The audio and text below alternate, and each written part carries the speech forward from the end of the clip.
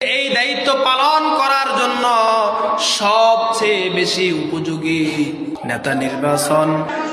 কি না হাদিসের কথা বলতেছে, হাদিস আপনি বলেন।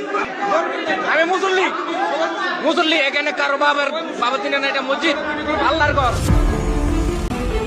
ভোট একটি আমানত। চোর, ডাকাত বা খারাপ লোককে নির্বাচিত না করে সৎ ও যোগ্য নেতাকে ভোট দিয়ে নির্বাচিত করার কথা বলায় মসজিদের ইমামকে মারার জন্য তেড়ে আসে কয়েকজন মুসল্লি। বক্তব্যের মাঝে প্রথমে মসজিদের সভাপতি ওবায়দুল হক বাধা প্রদান করেন, পরে স্থানীয় পর্যায়ে আরো কয়েকজন অশ্রাব্য ভাষায় গালাগাল করেন।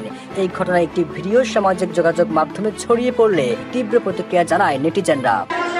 কি না হাদিসের কথা বলতেছে, হাদিস আপনি বলেন। হাদিস যেটা জানেন বলেন।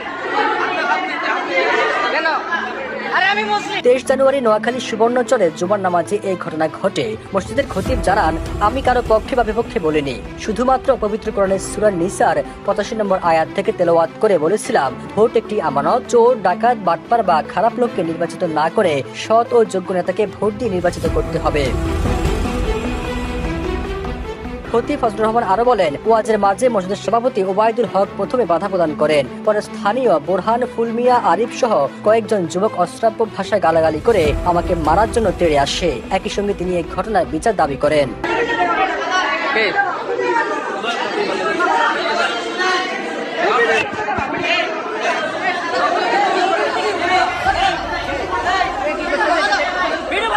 তবে হুজুরের ওয়াজে জামাতকে ভোট দেওয়ার ইঙ্গিত রয়েছে বলে অভিযোগ করেন নাম প্রকাশে অনিচ্ছুক একজন মুসল্লি। তিনি বলেন, হুজুরের এই বক্তব্যে বিএনপিপন্থী মুসল্লিরা প্রতিবাদ করেন, তবে মসজিদে এমন আচরণ কারোর জন্য শুভ নয়। এই ঘটনায় চরজব্বর থানার ওসি মোহাম্মদ লুৎফুর রহমান জানান, সেখানে হুজুরের বক্তব্য নিয়ে উত্তেজনা সৃষ্টি হয়। খবর পেয়ে পুলিশ পাঠানো হয়েছে। লিখিত অভিযোগ পেলে আইনগত ব্যবস্থা নেওয়া হবে।